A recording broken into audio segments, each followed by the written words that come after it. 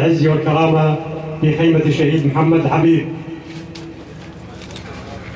أيها الأخوة والأخوات، إن هذه العائلة هذا ليس الشهيد الأول، وإنما قدموا الكثير من الشهداء، بالإضافة إلى أن معظم شبابهم حاليا يعملون في قوات يبجة أسايش. نادينا بالتآخي والعيش المشترك وقدمنا التضحيات من أجل ذلك عندما قلنا عاشت الأخوة العربية الكردية.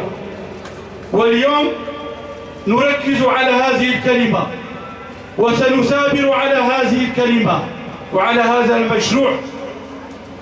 تسميك مستساغيش مع البلدة شهيد عبد القاسم، ونعدك ونعاهدك أن نبقى على هذا الدرب، درب الشهادة والنضال في سبيل الحرية وأخوة الشعوب حتى تطهير آخر شبر من حدود هذا البلد.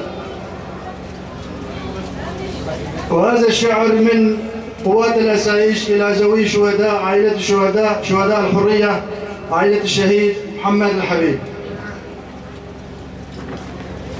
يا شهيدا أين منك ما نرى شخصك أوحدا، إن دينا بالدماء صمته كاد أن يمحى فكنت المنجدا. الرحمة والخلود لأرواح جميع شهداء الحرية والكرامة.